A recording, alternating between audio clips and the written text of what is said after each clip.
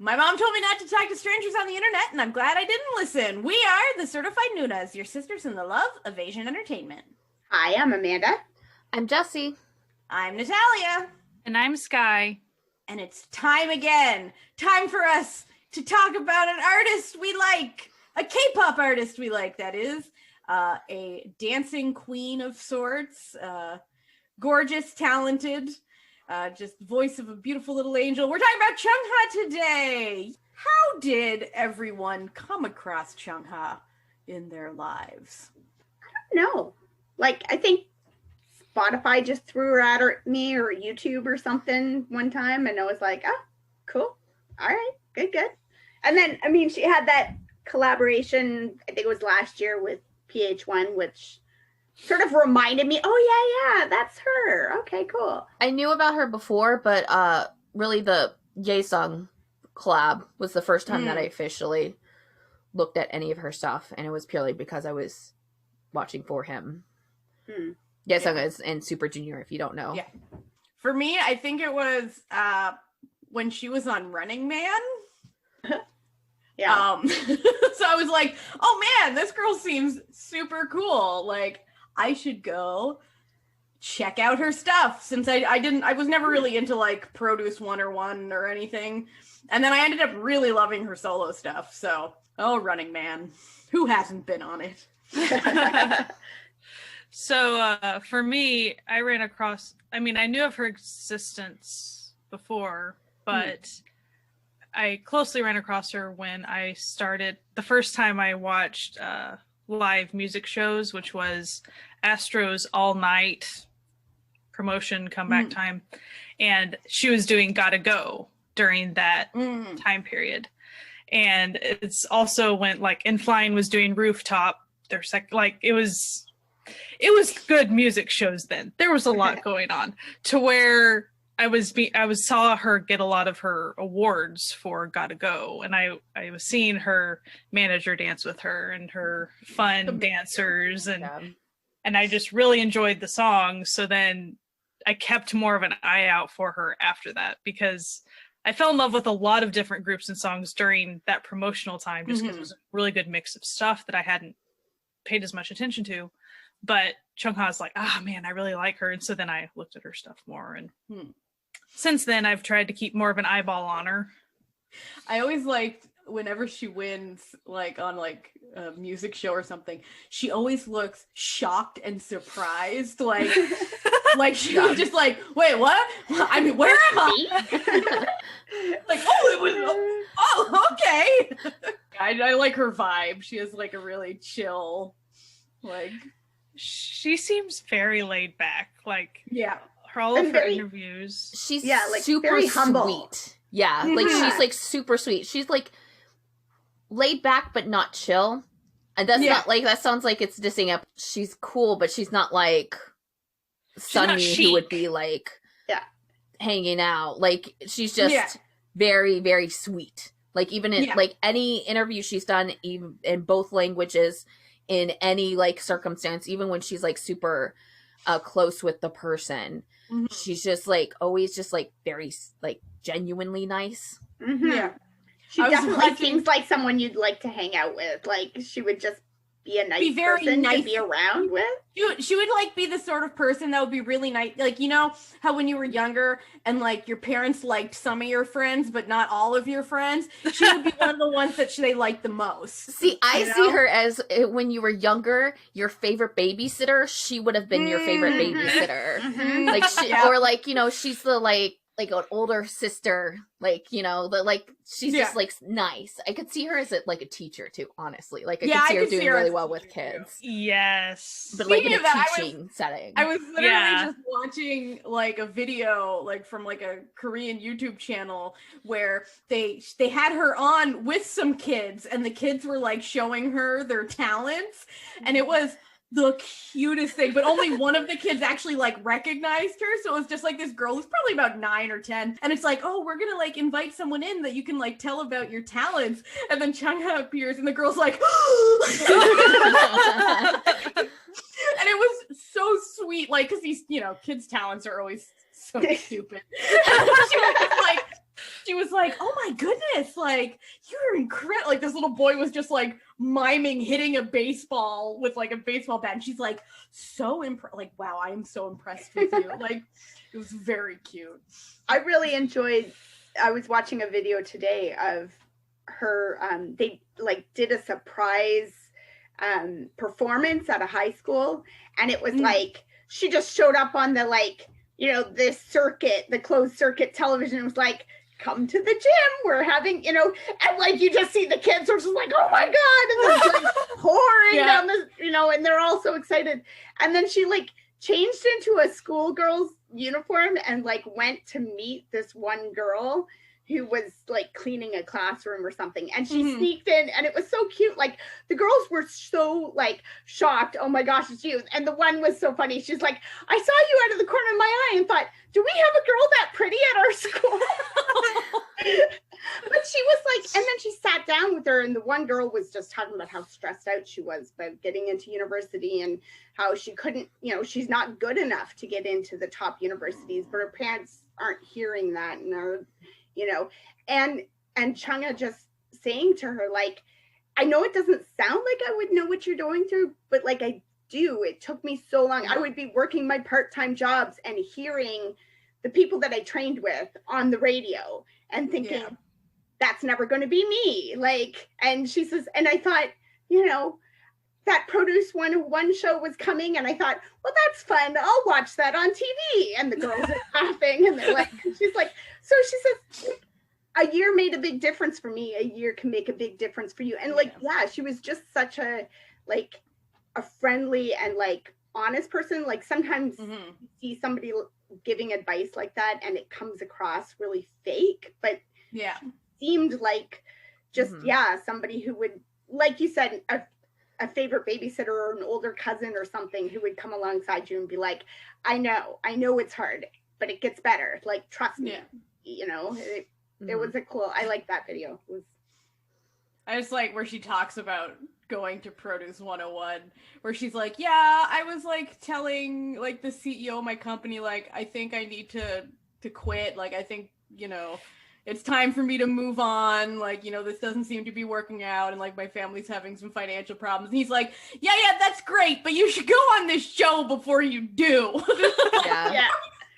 Okay, you can quit after this show. I think it's also like speaks to her, like, because she really like made a point of, she was like, I want to do this, but I'm getting older and I don't find it fair that like I'm at this age and my parents are still supporting me and I'm not in a job yet, and I really need to like be an adult about things and like figure out what to do.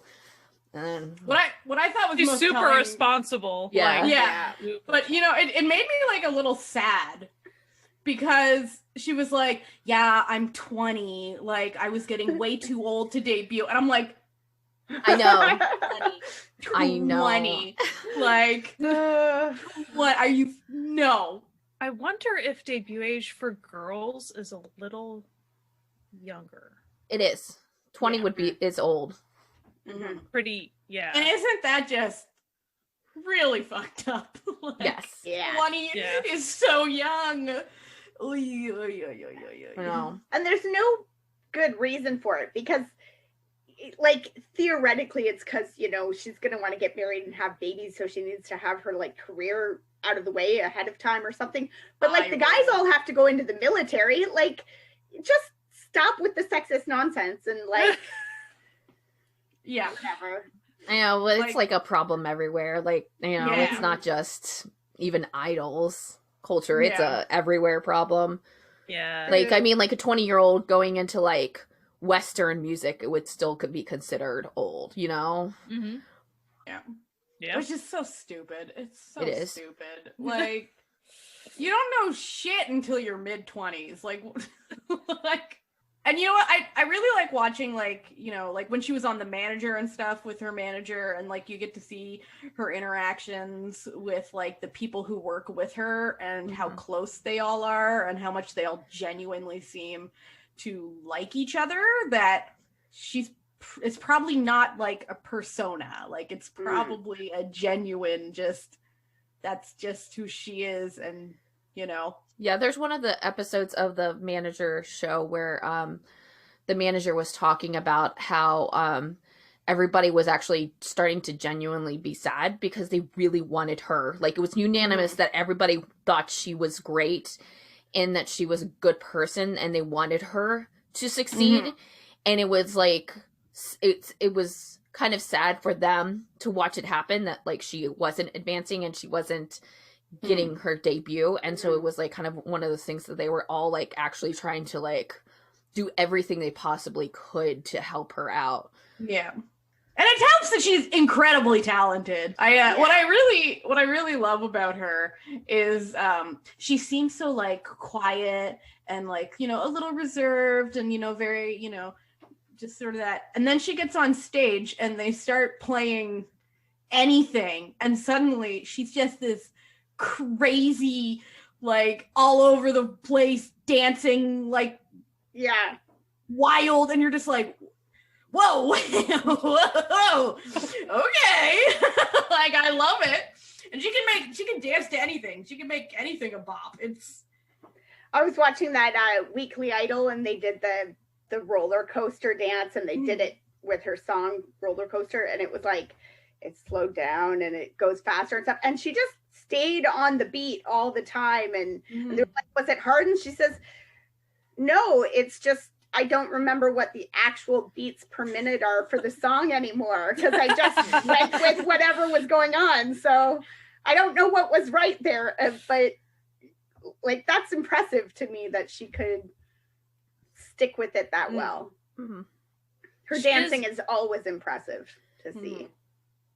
It's interesting how that her skill with dancing, as far as being able to go with the flow with like anything that's given to her, ties a lot to her personality of she literally, the way she approaches a lot of her life is she really just tries to go with the flow as much as she can and keep things in a positive light. Like that's how she spoke on the Eric Nam podcast, to where they would even talk about challenges and she would just be like, well, I just see it as a positive thing and I just kind of go with it. And then it's even for the future, like, what do you hope all these things? And she really, it's not that she doesn't have goals, but she just kind of, I've already done a lot of things.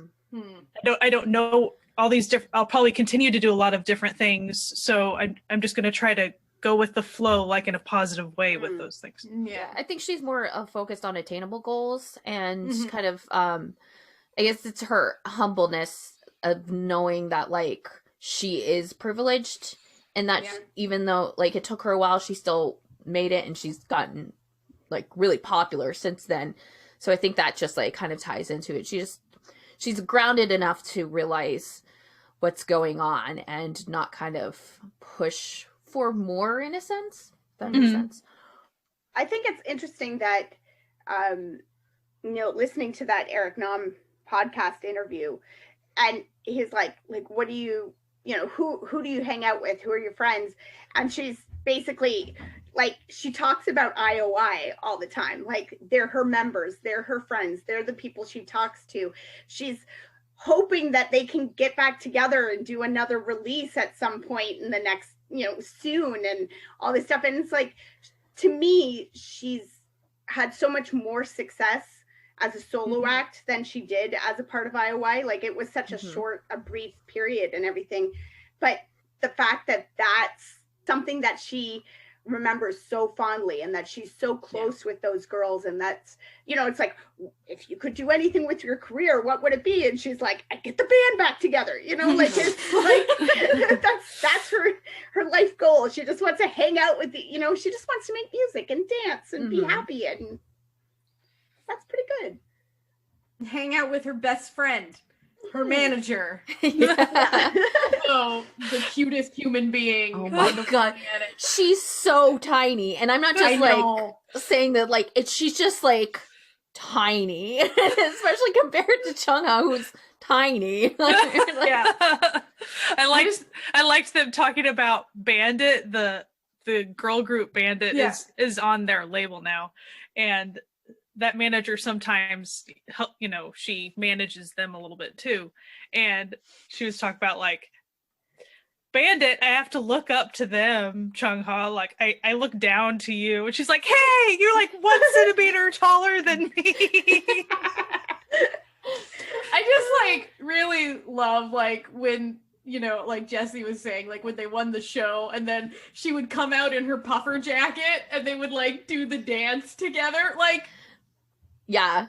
so cute. I just love that so what like cute. was one of her first things. She was like, "Oh, you know, because like there's always the thing that like the person will be like, I'll do this if I get the win." Yeah, and yeah. her like first thing was like, "I'll make my manager dance." And Yeah. then it happened, and she's like, "This is all I ever dreamed of in life is to make my manager dance my song in front of everyone." I just love them. Like them, like their dynamic together, like when they show up like on lives or like, you know, on the shows like The Manager and stuff and like Weekly Idol and everything. It's just like you can tell that they are sisters, you know, like they act like sisters, not like, you know, a manager. It's just like the beleaguered sister who's like, okay, you actually have to get up out of bed now. Like, come on. It's time. You gotta go. And she's like, I don't want to go. She's like, you gotta go. On the Weekly Idol interviews, they were talking to her and she's talking about, oh, my house is by a mountain. And they're like, a mountain? She was like, yeah, like I don't live in town. Like I live out by the mountains and I stay home all the time and I don't do anything because that's the life I like. And they're like, you're like a grandma. And she's like, that's what people call me. It's my nickname, Granny. She's like, thanks. You're right. Even the snacks and stuff she likes it's are just all like- like grandma things. Yeah. Well, that and flaming hot Cheetos. She loves them flaming hot Cheetos. Yeah. So, But I liked on The Manager when there were snacks in the, you know, the van thing. yeah. And her dancers who are also her friends of like 10 years, they get in the back and the manager's like, oh, if you're hungry, you can have the snacks. And they're all like, these are Chungha's things. These are obviously like grandma tasting things. As they're eating them. Like, Yeah. listen, grandma is a candy's good too. A free Right. snack is a free snack, okay? Yeah. Listen. You need that energy to get up there and dance your buns off. No, I also love her male backup dancers. There's like some real style there. I was just, you know, I don't. People who listen to the show for a long time know I don't really watch music videos. which you should. Everyone should watch I know, more music I know. videos. Yeah. I know. I just like, it doesn't matter. Like, just even like groups I love, I don't really like. I don't know why. Yeah, same. I'm just a weirdo. But I always love watching hers. Like I was just watching the one for Dream of You, and damn. Yeah, Yeah. she's a dancer. That's why you have to watch her music videos because you missed that out. The styling of her. I like her music videos. I'm not saying that. It's just the styling. Like who's ever doing the styling on her and her backup dancers is doing the most for us. Like that suit with the corset. And then all like the male backup dancers, like if she was wearing a masculine outfit, they were wearing a masculine outfit. If she was wearing a feminine outfit, they were wearing a feminine outfit. It was incredible. Like it looked chef's kiss. Loved it. The black lipstick. Oh, A+. But no, I just think she's fantastic, you know? So for those of you that aren't like super well acquainted with Chungha, she started out, let's just back up a little bit. She actually grew up both in Texas and Korea. She was born in Korea. She is Korean.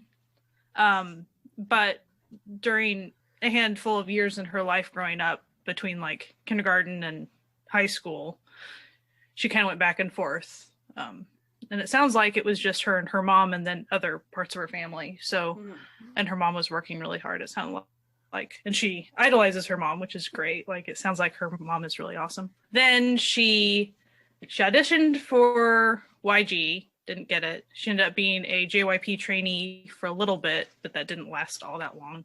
And then she got casted with her current label. She became ultimately, at the time, the one artists they had. It kind of sounded like they probably had more trainees, but they don't really talk about that. But director guy, I'm just gonna call him that, he casted her on the street, and he seems really cool too. Like, just really, he was she really liked the way he casted her because he didn't promise anything that he wasn't going to be able to give, whereas a lot of the other agencies were very, all these promises, and he was like, I can't give you anything, but I will try my hardest. And so and on the manager, like, you see him a little bit, and it was kind of cool how you could tell that they all respected each other a lot, and they were really close, and it was really neat. And so then for a long time period, like we were talking about, she didn't feel like she was really making headway, and then she was going to quit. But then she got onto Produce 101, which is a competition show, and it sounds like she didn't really love the competition aspect of it very much. I think a lot of the artists probably honestly don't. Well, especially with like one of those where you start off with like 101 people. Like, it's a huge competition. And of course, those shows, they all get like edited, suspiciously to. Speaking of, Somi she's somebody that was on IOI and all that with her. And there's this clip of Somi that was on Produce, and it was like, she was really mad about something. And it was like something they put in a preview of an episode when Produce was airing. And so there's just been all these rumors about like her temper and like all these things. So recently, she was telling her people like on a live, she's like, okay, I'm going to tell you what happened with that. I literally just had an idea to act mad just so they could edit it and put it on the show. Like, that's also a lot of the things, like the shows, like not only are the producers causing the fake things, the contestants themselves are doing it too. It's their only shot of getting on TV.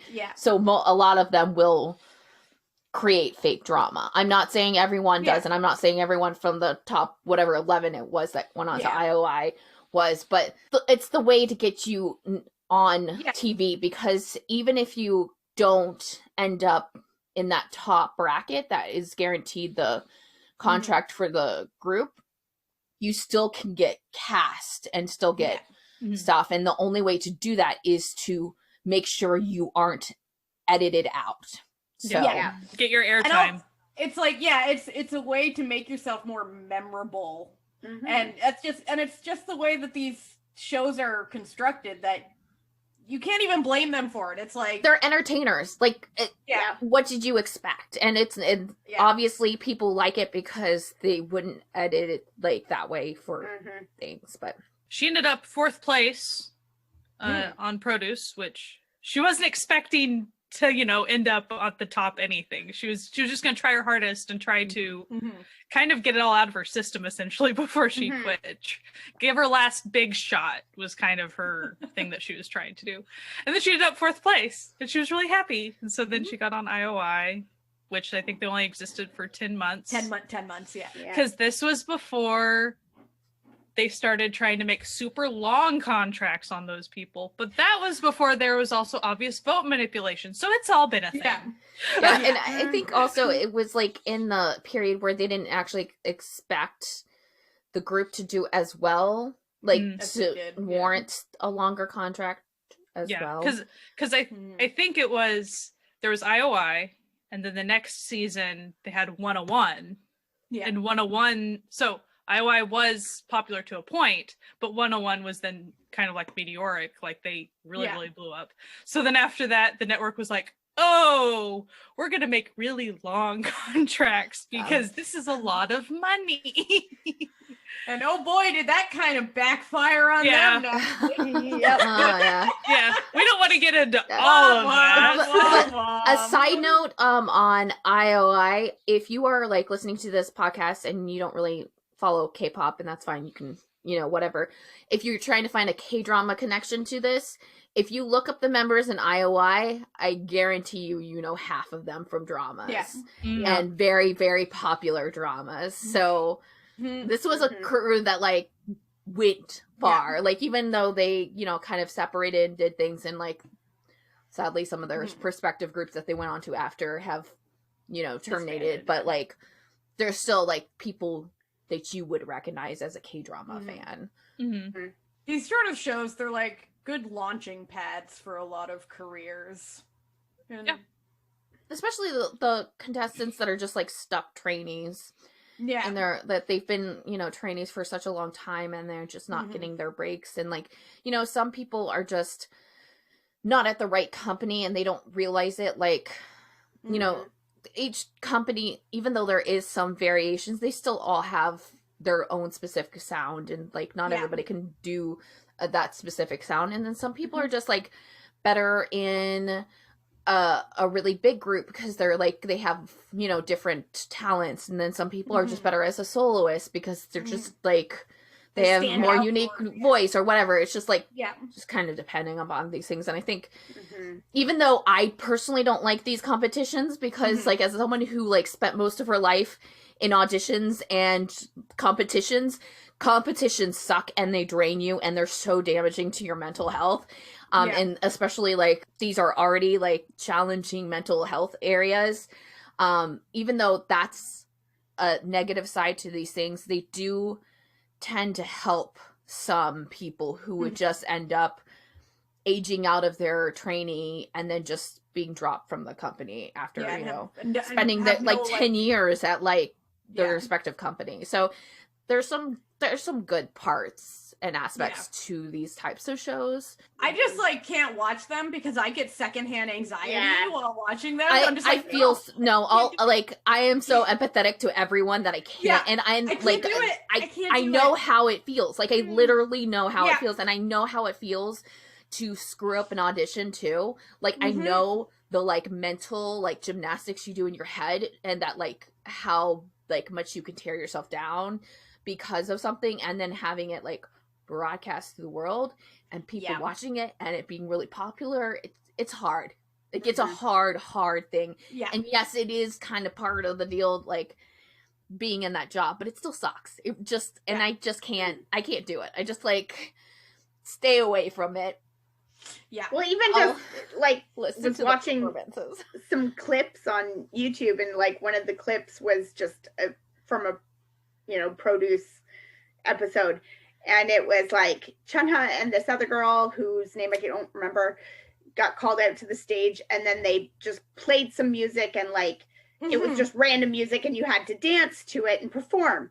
And the one girl kind of did some cutesy stuff, but like didn't know what to do when she didn't have it prepared for her. And Chungha just went, and I felt so bad for the other girl, and like you could see how like embarrassed she was in a sense. Like, I don't even know how to prepare for that. I thought I was prepared and I wasn't, and then I look over and she's not struggling at all. Chungha is just going, and I'm like, okay, how do I compete with that? Like, she just it's knew. Hard because Chungha, like, even before she got into like, she trained, and you know, even before JYP, she was already taking dance lessons and singing lessons. She's like been pretty much wanting to do this for like a really long time, so she already had the training, like that extra training that probably a lot of the other trainees didn't have. And it's hard when you're like in that position where it's like, it's not your fault. It's not like one is better than the other, like technically, like it's just, you know, you got trained differently and have a different path in life, but it's hard when you're like literally pitted against another person. And this could mean your future in your career. It's well, and even just like trainee like system of, you know, they have all the trainees and then we're gonna debut a group, and like you can just not fit. Like, you know, the group, they put you all in a row and you're just too short. You don't match with the rest of them, or you're too tall, or you're too, like, sometimes it's because you stand out too much that you can't be a part of a group, and we're only debuting groups right now. So like it's such a crapshoot. It's such a difficult it's really hard because you gotta like understand that it's not just about talent, it's just about timing and just a little bit of luck. Just luck. But timing. how happy are we that she didn't end up at YG? They would have put her in the basement and thrown away that key. Yeah, pretty much. We're literally seeing that, with filming. Right. There's already one there. Yeah. Experiencing it. Like, YG will throw anyone in the basement. They don't care. Something I hadn't even considered, but Jesse mentioned to me the other day. Like, the fact that I hadn't thought of this is just I don't silly. remember what I said. But, so what Jesse said was, sometimes the name of the game with them getting trainees, them just entertainment places. Mm-hmm. Sometimes it's a matter of getting that talent so they can't be your competition. Yep. Yeah. And that's it. Hold on to it. There could be like, they don't really care if you debut with them. Yeah, no, they don't give a don't want shit. you against them. Yeah. So like kind of hope that they can make some money off of you, but like if the alternative is that another person can't make money off of you, it evens out in companies business wise. It's literally criminal. It's literally criminal. I had never even thought of it that way. The fact that I never thought of it is just really funny. I mean, like, it's like, see, every once in a while it's like, oh, I'm being naive. Yeah, I was being like super naive about that. No, that's 100%. Like, and it's like, this is why, like, I'm very hesitant to like call any company like, oh, that's a good company, because it's like, I don't know if there's any such thing really. Like when you get to a certain point, like occasionally there'll be like very small agencies that are focused on just like one artist, and that's good because they have a stake. Like everyone has the same stake going, right? Mm-hmm. Like if you look at someone like Ravi's company, he has a stake in the company. Kane Daniels stake in the company, and at the time she has a stake in her company, and her company has a stake in her. However, once like a company gets to a certain monetary thing, there's no like, they don't have a stake in the artist anymore. You know what I mean? Like, yeah, well, if you're big enough to be publicly traded and all that kind of stuff, right? Like now you're no longer worried about the artists as much as you are about your investors, right? Or your so. And also another thing that like doesn't get talked about a lot, but trainees do kind of get passed around companies. Like they'll get let out of their contract to go to another company, and a lot of the times it's just as a kind of a good business deal. So like you're doing essentially a favor. Like it could be in a positive way, but like it's still like that company is doing a favor, or it's like one of the companies that have like a subsidiary like company where eventually all their profit goes to the same pool, but it's just 20 steps down. I know that Peniel has talked about that. Ashley from Ladies Cold, that's literally how she got into Ladies Coach. She was a Cube trainee. She was literally like, she would have been training with all of CLC. That's like who she was training with. She was too old for the group, and they were like, hey, you could go over to what is the P company. I can't remember off the top of my head now, but like Latest. And like go over there, and there's a group that's like starting, and you'd be great for it, and you could just go over there. And it was like, it's good for her because she was in a position where she was never going to go anywhere at Cube, so it worked out. But like, it's also good for Cube because they no longer have to pay her to just be there. Yeah, like, but also it's good because now they've done something. They've essentially done something for the other company, and it's kind of like now the company could do something from them later on. Like maybe there's another scratch my back, I'll scratch your back. And like, it's not always negative. Like with hers, it's like not like, and sometimes it's like, oh, we got this training and we really think she'd go far, but literally it's just not our type of person. And so she would go far if she went to this other place, or he, and it's just like, it's a good thing, but also, helps out the company too. again, this is businesses. They're all paying so much money for these like kids, and like I know we talk like we don't really talk about it a lot, but like people do talk about it about like the like how a lot of the K-pop idols have to pay back all their debts from these companies. And I'm not saying it's good. However, as someone who actually went through like training for like theater and musical theater and stuff, classes are expensive, so I understand why there is a debt situation, because that in terms of idol training, it's all inclusive in them. It'd be like me going to an academy, like, and getting trained. I'd be paying for that too. So like, it's messy and hard, but at the end of the day, it's a business. It's not anything but that, you know? Yeah. Right. Anyways, let's get back to Chungha. Because she has succeeded in the business of being an entertainer and done it very well while still having close ties to her companies. So IOI, I didn't go digging deep into it, but was the contract just 10 months and that's what it was originally planned to be, and then okay. Yeah. So it wasn't like a disagreement or like, you know, like a negative disbanding. It was just like, this is the end of the contract. Yeah. I didn't figure it was a negative thing. It was more I wondered, because of all the different agencies that are involved with these things. Sometimes, even if it wasn't a negative thing, sometimes I wonder if all the other agencies are just like, we're done now. You know, you never know with stuff when there's so many agencies with their hands. Yeah. So after that, then she made her solo debut.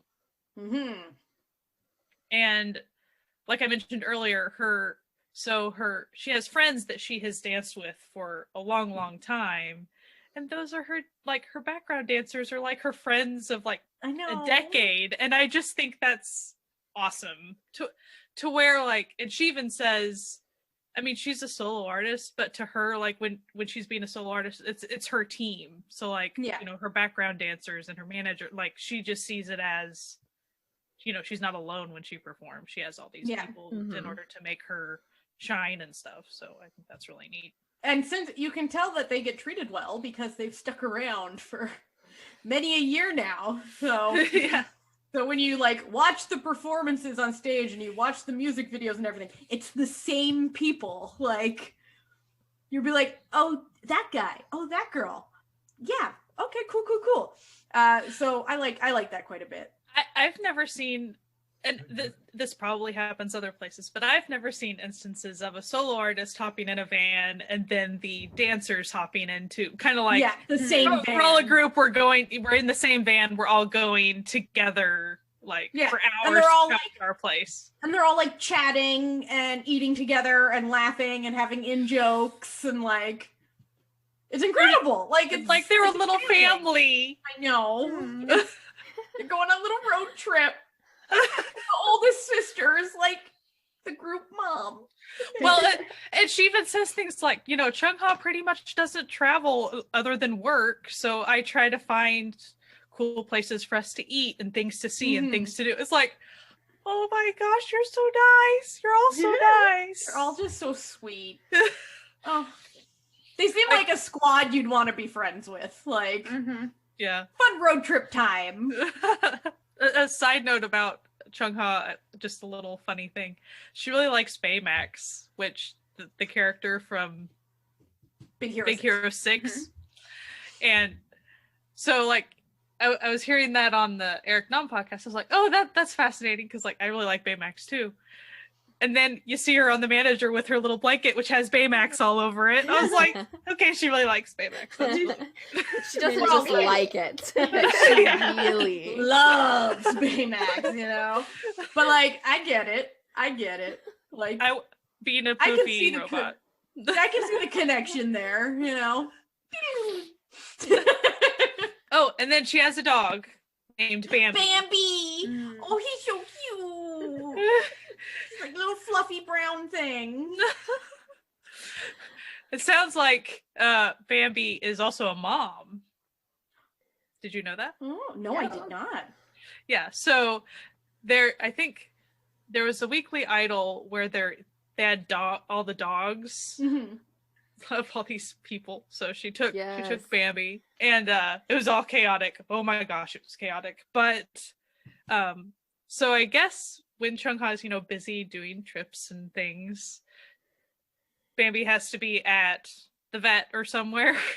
And so that's when Bambi got pregnant at the vet or whatever and had a litter. Bambi is going out on the town. I think that somebody wasn't chaperoned on her vacation. She got a little too wild on spring break.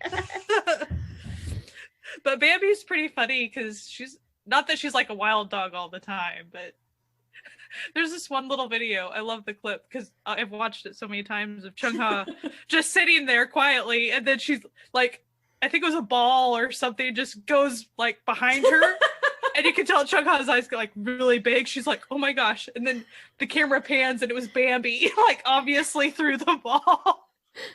It wasn't another person; it was her dog. She was like, oh my gosh. I love idols and their dogs. Like, there's just like idols and their pets is just, it's just a delight. Like, and also she got Bambi kind of when she was going through the difficult time of trying to succeed and before IOI and all those things, and her mom was trying to help her have something else to think about and all those things, and so that's why she got her the dog. I thought that was cute, and you can tell she loves her dog. Yeah. She seems like someone who's filled with a lot of love. And I like that. I like that in a person. Just, big heart. Big open heart. I really like how artistically she's really open to anything. Like she wants to just collab with anyone. Like she's just totally open. She's not like, I'm only doing such and such, which is totally fine. But she's like, I'm pretty, she's pretty open with stuff. And it's like when you listen to a lot of her music, it does have a lot of different sound in it. So like, you have like the more poppy sort of stuff, like from the IOI days that you can still hear. And then you have more, electronica dance stuff, or you have like ballad stuff. Like there's a wide variety. And then all the collabs that she does are just, they're fantastic.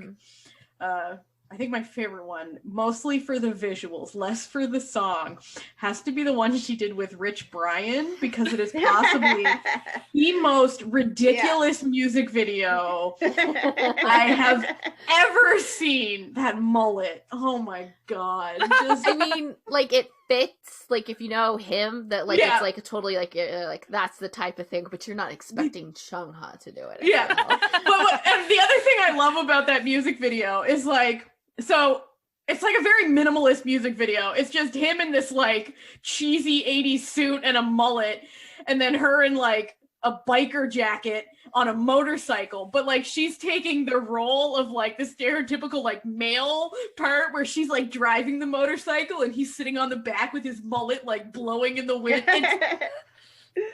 It's so good. It's so good.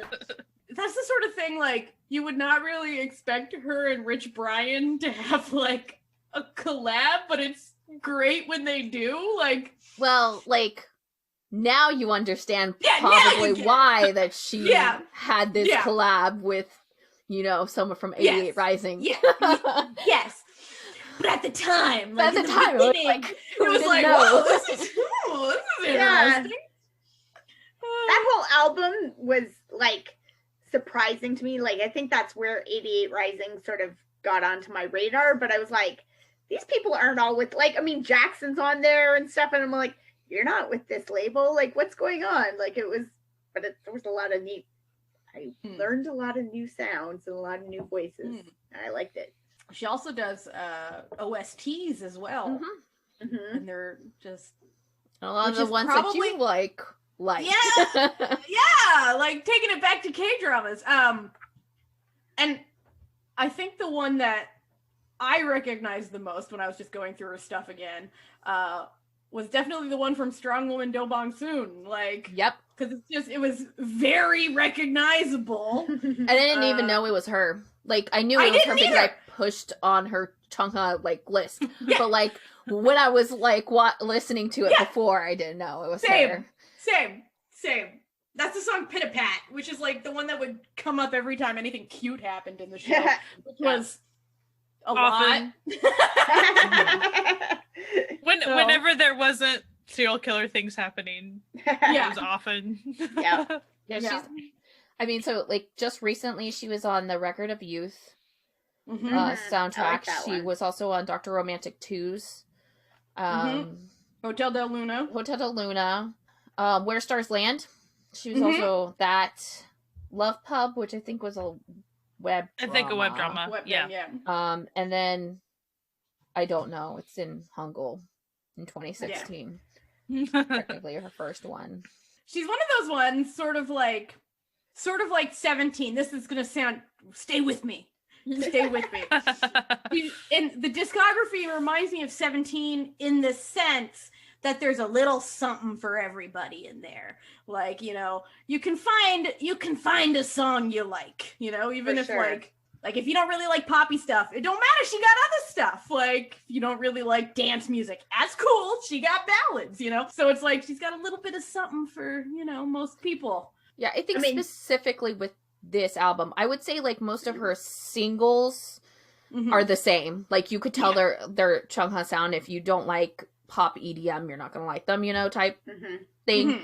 But with this, New is her first studio album, which is like, side note, the reason why we're doing this right now is because she just released it. She just had to come back. In that one, you can really see the kind of like evolution in like different sounds, which actually is like a really cool thing because in 2019, I think it was, it had to have been 2019, she was at South by Southwest, and she did an interview when she was there, and they she was talking to the guy who was interviewing her, and she was talking kind of like about her like music and what she wanted to do, because she's obviously from Texas, and so like a lot of her formative years were spent in Texas, so she does remember that. And she's always like kind of wanted to like incorporate all of like the things that she's experienced in her life, because when her and her mom moved there, her mom didn't know English and she didn't know Spanish.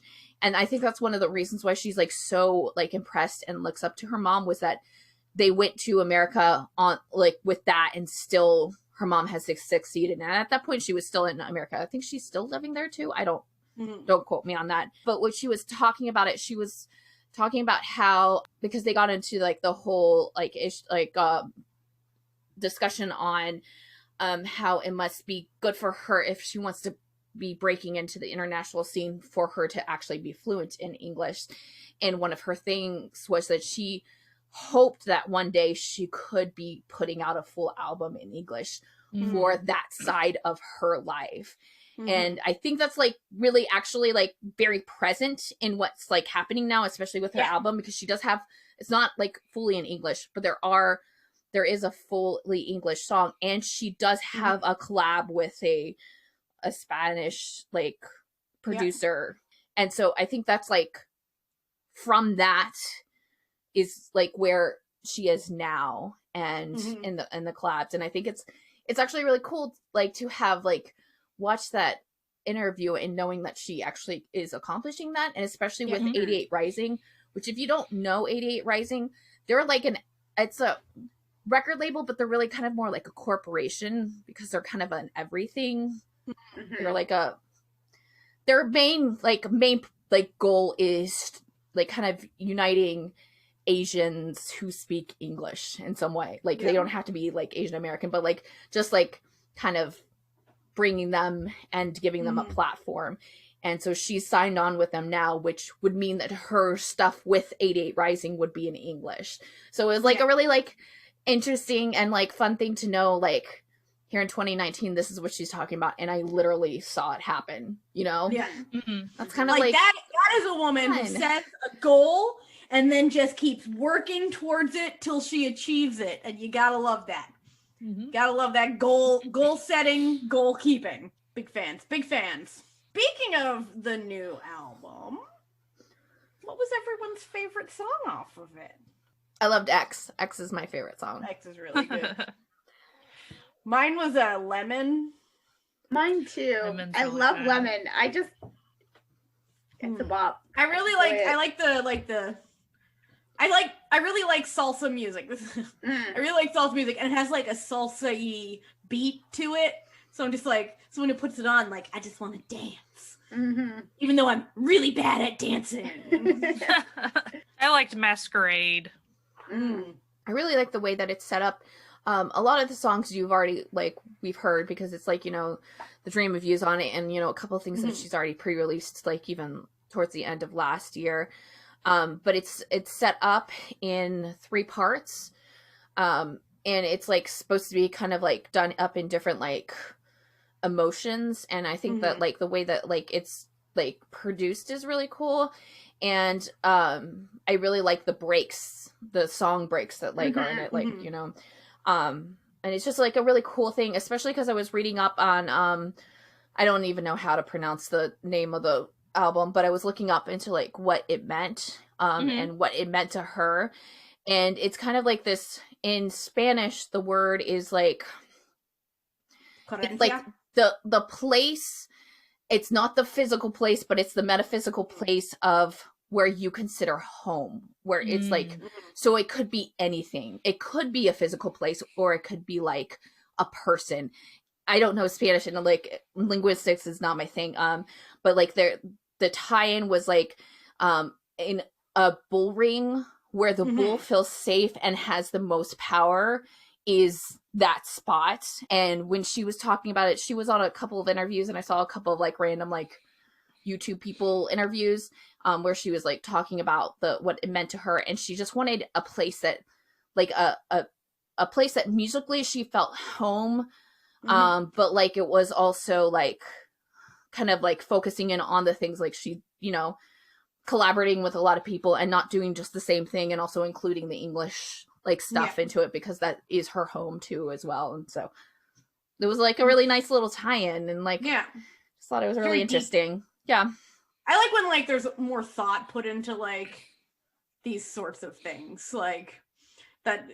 It's not just like, oh, I'm putting out this album to make money. It's like, no, this album actually has meaning. Like, I'm giving it, you know, a purpose, like in towards my own being as a person and as an artist. So it definitely feels like one of those albums where, you know, classically back in the day before there was downloads and everything, a lot of artists would really cultivate their album and like the order that the songs came in, because back in my day, you couldn't skip around, kids. You just had to listen to the tape as it played, you know? Like, that's just how life was. Listen to the cassette, man. So, like, they would, you know, the artists would really put a lot of thought into what order the songs came in, and there might be interludes in between.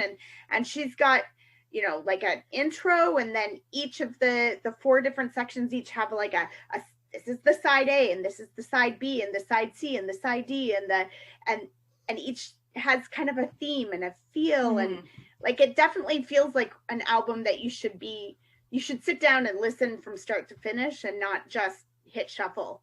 I mean, hit shuffle fine once you're into it, cool, but like you do you, she's boo-boo, clearly put thought and effort into where these songs are in the album, which sides they fall on, and whatnot. So I like to listen and hear the cohesion that way. And kind of like you said before, there's probably something on there you'll like if there's like 21 songs on it. Yeah. So it's a pretty long chance you'll find. I mean, 5 or 6 of those are just like 1 minute, the interlude deals. So like, you know, but the rest of them are songs, and that's a lot of music. You should be able to find like, something you like. You know, I'm gonna be honest, for like, that's a lot of songs for a K-pop album. Like, it is. That is a longer K-pop album for sure. I mean, she basically put out 4 the albums. Yeah. So impressive. It's nice. So of her music videos, what are your favorite music videos? Okay, so I love favorite song or favorite visually? Visually. I was talking about visually. I like play. I like the flower circle and the colors and I like everything about that video. I could watch it over and over again. And the song's fine, but it's not one of my favorites, but I really, really love watching the video. So if I'm remembering this right, I'll have to triple check to make sure, but Play, isn't that the one where she's dancing with just one guy for a little bit? Yeah, I think so. Like, it's actually like now I've watched a bunch of them. So I remember you talking about this. Yeah, were we talking about it? I think I've mentioned it before because it fascinated me, and I'm not going to remember his name off the top of my head, but like he's been in the entertainment industry, like a couple of audition shows and stuff, to where he has a little bit of a following and whatnot. But he, at this point, I don't know if he's entirely deaf or whatever, but when he was on audition shows, he wasn't losing his hearing, but something happened to where he mostly at least can't hear anymore. And for a dancer, that's really, really, really bad. And so he pretty much has to count the beats in order to dance and stuff, but that's his passion, so he keeps doing it, and he's great at it. So knowing that and watching him perform with her is like amazing that he's able to do that still. And I think he really had to work hard as he was losing his hearing and stuff in order to figure out how to do that still. Yeah. So. For me, it's snapping. That red dress, though. That red dress, like, and like the fencing mask with like the diamond, like, yes, yes. The song is also tight, but like, just everything about it is just my aesthetic. It's my aesthetic, just glitzy and beautiful and sort of bizarre at the same time. Love it. I really like Dream of You's choreography and the transitions with the choreography. But I have a special place in my heart for Gotta Go. It was the first song that like I fell in love with her for. And it's not like visually the music video is great, but it's just like, I don't know. There's just like, I've got a special spot in my heart for that one. So it'll always be my favorite music video because of that, I think. Yeah, I think I'm the same with that, since Gotta Go was like my first with her. It's just so good. But that editing on Dream of You, though, like, so good. So and what I liked about the Dream of You music video is that the sets are very minimalistic, very simple. And the outfits themselves are also very simplistic and minimalistic, but really good. Like those fucking hats and this. I mean, like, yeah, it's really actually simple transitions too, but just the way that they do it so effortlessly, and they really like spent time. You could tell they spent time on not just like transitioning it for the dance, but also for the music, which I personally like, because a lot of times they default to it being good for the dance, but it does not really fit for the music. And so I just visually, I really like that. And it's like, it's literally nothing. She's like basically in a room, dancing with some dancers. Like, and it works. Yeah. It's so really good. Works.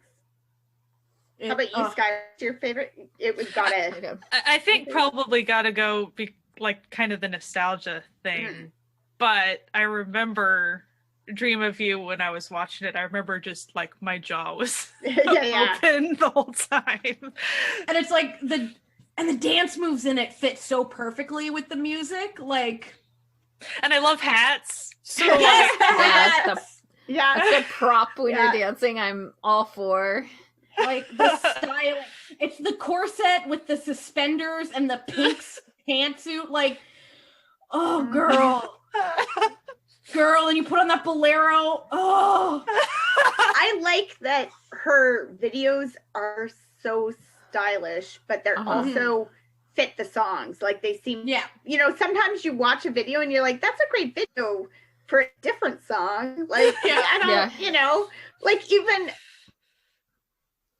Yourself, which I think that's the one that's like a Sprite commercial, basically. Yeah, it is. And it feels like a Sprite commercial. It looks like, but the song feels like a Sprite. Like it feels like a Sprite. It's light and it's fluffy and it's the colors exactly, like the colors pop on the video and it feels like something refreshing, and it just, you're like, yeah, okay, right, yep, got it, okay, good. Like what I thought was funny. This is just still about the Dream of You music video. I was just looking through the comments. I love reading YouTube comments. There is some just comedy gold in there. But I think my favorite, so it was a collab with the DJ Rehab, and he actually commented with, "Wow, this is like really nice." Like, what did he actually say? Like, it made me laugh. What? No, he said, "Yeah, loving it. Thumbs up." like you better. I think I saw him, he tweeted this week about her new album, and he's like, I'm on there too. Like, it was like, okay. So favorite songs. Okay. This is a hard one. Okay. Like, it is hard. It is hard. I'm listening to my Chungha mix as we're talking, and my favorite just came on. So it's my favorite is the collab with Grizzly, Run. I love that song so much. Like, I mean, Dream of You has been stuck in my head every single day for 3 weeks. So I woke up with it in my good. So I mean, also Dream of You, but like, I love Run. So you know what I just realized just randomly that I really would like? I would really like a Jackson and Chungha collab. Oh yes. Oh, it will happen soon. She's on 88 Rising, like, and Jackson does 88 Rising stuff. Yeah, like it's just a matter of time. I mean, like Jackson's like done a thing with everyone at 88 Rising. Like it will happen. My favorite song from her is the song "Love You." I don't know why. It's just something about it that's just like it just makes me go like. Like makes my shoulders bounce up and down, and I like songs that make me feel happy, and this song just makes me feel happy. You know, I really don't. Like, I have the top songs that I really like, but I don't know because "Stay Tonight" is really really good. Oh, so good. But I also actually really liked "My Friend," which is the PH1 collab. And I really, really, really like X a lot. Like I really like it. Yeah, I don't know, because then also Roller Coaster's a lot of fun. Oh, they're you can pick them all because there are no rules. There's no wrong I like answer. Weak and Why Don't You Know, and then I liked Offset, and then out of her OST work, I liked the one she did for Hotel de Luna, you really almost okay, what's your favorite ballad, and what's your favorite OST, and what's your favorite dance song, and then what's the favorite and what's your favorite earworm? Because for me, the earworm song that I get stuck in my head, Bad Boy. I cannot same. It's Dream of You, which is literally playing right now on my headphones, which is I didn't plan this. I'm all just on my female artist mix that has 15 hours of songs.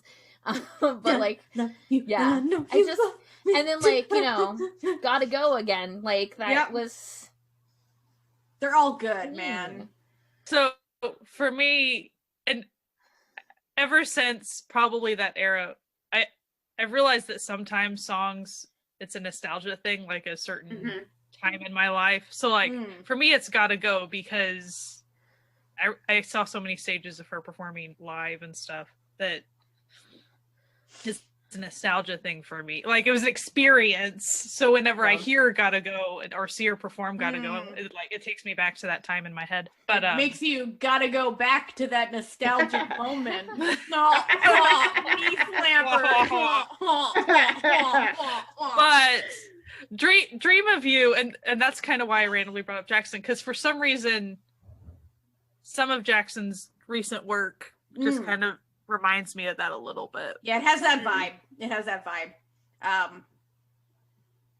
I love Dream of You, when it came up, it came up on I was playing my I follow this like it's like K dance hits or just like one of the Spotify curated whatever, and it just came on, and like this was like right when like when it first was put on Spotify, and I was like, oh shit, like what is this? And then I looked, I was like, how fortuitous that it's Chungha that we're gonna do an episode about soon. I like literally like I watched that music video when it dropped, so it was like 4 a.m. for me going, what the fuck? Like, I was just like, wait a minute, like this is good. Yeah, good. Yeah. And like it's fun, it's sexy. Well, yeah. I think it's got a really great I think transition into a more mature sexy concept in a really great way that fits not only her but her style of music that she can produce herself. Yeah. Like I think it just and it plays to her strengths really too. well, and then I mean, it was just like, I was sitting there watching and I was like, this is just good all around. Like, you can watch this without the music and be great. It's like a great thing. Yeah. Yeah. Well, that was one of the things she talked about with Eric Nam, too, was the fact that, like, initially producers kept trying to, like, knock her up an octave and stuff, like, get her to sing in a higher register. And, like, now she's popular enough and comfortable enough, she can be like, no, I think we'll do it down here in my I think we'll do it as an alto thing. Yeah, like I think I'll keep singing and singing the key that I am supposed to be singing. Yeah, like maybe I should not destroy my vocal cords by forcing them into things they don't want to do. So and I think you see that in Dream of You too. Like just everything about that song works well together and feels like she's comfortable in it, like she's in, it just it's good. That song blew me away. Like literally I was blown away by it because it came out of nowhere for me, and I was just like, holy shit, so good. Not that like, you know what I mean, it's just like she's always good, but like one random thing I do want to mention is she was on Hit the Stage a few years back. And Hit the Stage, if you don't know, it's I don't know if it still exists, probably does. It's kind of a competition show, but like the type of competition show that's not like produce whatsoever. They'll just get idols and performers to do different dances with dance troupes, dance groups and stuff. And there's usually a theme, and she was actually on it at a time when like 10 and Rocky and all, like just all these people that like I've seen all these clips before of these episodes, and so Chungha's performances are just really, really good. So Hit the Stage in case it's really cool. Yeah, she's in a lot of stuff if you're like looking for like kind of like longer things like that. She was on that episode of Running Man with I don't know the actress's name.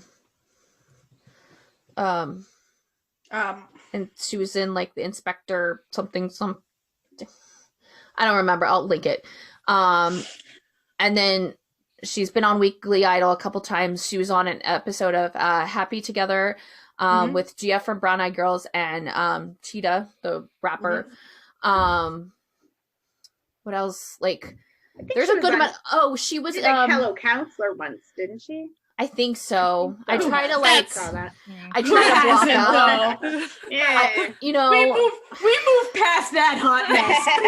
I'm not going to say I'm perfect and have never watched that show. Like we've all done it, you know. But she was also in she was in like an episode of the Unwoo little web drama that he did with the puppy from Still 17. Top Management. Yes, she's the actress with him on set. Yes. And so she's there for a little cameo if you're like looking for something where she's like in and then, you know, obviously all of like Produce 101 and then the music videos of IOI, which she's like actually like not, she's in, but she's not like the focus in IOI. So like, right. it's actually kind of like interesting to see like how like little she is of like a focus in IOA, and she's like one of the ones who are like heavily in a solo career. Also, she's just been on some random stuff like Master Key. So Master Key is like a game show essentially, and that's how she met Eric Nam. That was such a funny story where he was like, he was on his podcast talking about like, yeah, I was like struggling because I didn't speak Korean very well, and he just looked at me and goes, you know, I speak English. It's like, okay. I do now. Yeah, she was also a host of a radio show, so there's a lot of that on like line. And then right now, specifically for her promotions for this new album, for the title track, which is Bicycle, she's been doing TikTok dances with a bunch of people. So if you haven't seen them, the Rain one is especially good. Is it Chu? Is that her name? Yes. Yes. She's so cute and such a good dancer.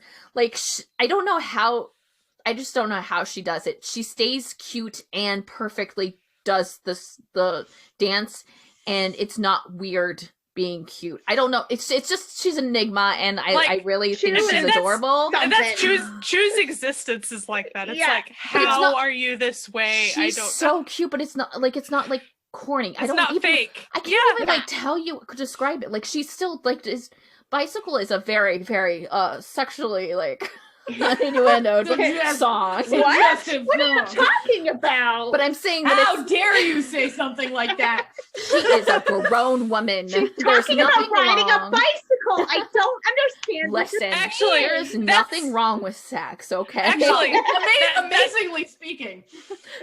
When I was listening to Chungha's discography and like from her earliest stuff, and she had, you know, some suggestive things kind of earlier on too, but it was nice knowing that, like, you know, she debuted at what, like 21 or whatever. So it's like, she's an okay. It's all good. It's all good, man. It's like this feels good. Like, this feels right to where, because I honestly don't like when the super young. No, it's weird. No. I don't like it. I don't when the Dreamies are singing songs and you're like, stop it. You're 17. I don't want to hear it. Like it because like a lot of the times it's not their like choice to do it, and that's what it becomes. Like, it's even like past like me being a grown adult, I don't want to listen to it. It's like I don't like the fact that I'm listening to someone who's doing this and it's like not something that they chose to do. I am very like big a proponent on like doing whatever you feel like, and I don't like slut shaming. I don't like, you know, be sexual however you want. But like that also includes allowing people to be not sexual like at all. Even if it's like for any reason, like allowing like a safe space for like that to be your personality or like to be your religious beliefs, or just that's like just something you want to do, and then like also allowing it if it's something you want to do. But like when you know that like they're probably not the ones like actually informing that, and you're like, I hate this even more. It's like how uncomfortable I get by how much I really love the song Black Mamba, but the music video makes me so uncomfortable. That's like I really love what's that group? The group that like had to do all that shit, and then like they were basically made to do really, really graphically, really suggestive. Yeah, like like their songs are so good, and I love them so much. I wish I could listen to them. Like, and like even why can't I think of anybody's name? I hate names so much. Sarah from that other group, and she was talking about how they had to do one of their songs, and like some of the girls in the group were too young for it. It was too sexual, and she was like literally crying because as the adult leader of the group, she was watching people, like children who were uncomfortable with doing that, and they were being forced to do that. And I hate that so much. And then it's like you see like, you know, people like, you know, Chungha and Hyuna and, you know, whatever, who, you know, are very comfortable with sexier concepts, but that's their choice to be. And it's not uncomfortable for you to enjoy it, right? You can tell when they're comfortable too, right? Like the more, for sure. And I think that's one of the things, like Dream of You, like there's, I mean, yes, it's about sex. Like it's definitely about sex, but it's not metaphorical. It's about clearly her being comfortable there. Like it's clearly like a comfort level. She's comfortable singing this song. Like it's and that's part of what makes it work so well, right? Yeah. It's not some young child having her career directed by somebody else being gross. It's her choosing what she wants to present to the world, and I think that makes all the difference. We got deep in this episode on some things. I know, man. Who knew that Chungha would be like the door to open thoughts on these? Talk about she just allowed it to politics. Happen. She's magical. She's magical. Like we did say in the very beginning that she was very much like the older sister who you could learn stuff from, and the teacher, and somehow this girl who is like 10 years younger, more than 10 years younger than me, somehow she's 9 years younger than us. The thing about Chungha is like, she's so talented, but at the same time, if you did like bump into her at the convenience store, you feel like you could say hi. Yeah, and it wouldn't be weird. And it wouldn't be awkward. Like, it would be totally fine. There's like that really cute video of like her at the airport, and there's like a fan talking to her, and she's like, "Oh, my sister loves you. She says you're a queen." And she's like, "No, no, I'm not. I'm normal." I love whenever you see like an Idols at the somewhere video where they're like surprised and shocked that people like them. They're like that one with Lay where he was like, people are here for me. He's like, what? I just love that. I love when you see idols like not getting that, like, yeah, people like you. Like it's a thing. Like, but then I also love, on the other hand, like that video of Key where he's like, "When did you know you were famous?" He's like, "The day after I debuted, I knew I was famous." Just that energy too. But like, you need to be able to pull that energy off without sounding like a total asshole. Like, oh gosh. But no, she has really sweet energy, sweet loving energy. Yeah, Chungha, I mean, I say this as we obviously don't know her personally. Yeah. But from what we've seen, like, I feel like I enjoy artists who can be like, at personality level too, it's like, go forth and check out anything Chungha and you are in a safe place. Like, she seems like a nice person. Like, I would compare her to, she would be, if I was like picking people who, like, if we magically got to like interview someone on this podcast, I would not like want to throw up before the interview. Like, I feel like she'd be like, make it comfortable, make it like cool, but like you don't feel intimidated, and you don't like, it would just be like a talking to someone you've known for a while. Yeah, her and Eric Nam, those would be the two ideal interviews. And honestly, if you watch that, like, I will have it linked, but the podcast that he did with her, he also has the video version of. And I mean, they are literally like just chilling, having fun. Like, they're she's just like just sort of like slumped on a couch. Yeah, there's like one point she's like on her like the pillow, just like basically laying down, and then he's like, "You should come over for Thanksgiving," and she's like, "Okay." And they're like talking about like, oh my gosh, their little like just side thing is they went into like the question and answers from like people, and it was like very much like a US like questions, and it was like, so what's your favorite like fast food place? And she was like, oh, I really like the rat. And like Eric Nam is like, what? And she's like, the rat with the games, because the games when you're little, and he's like, oh, Chucky. But she also had like previously, like, she was like, my favorite was Cece's, and he's like, Cece's Pizza buffet. And we were talking about like Halloween and like, It's good. It's really good. I enjoyable. really want to see Chungha when she was a picture of Chungha when she was a kid wearing her ladybug Halloween outfit. I really desire that picture. So go check her out.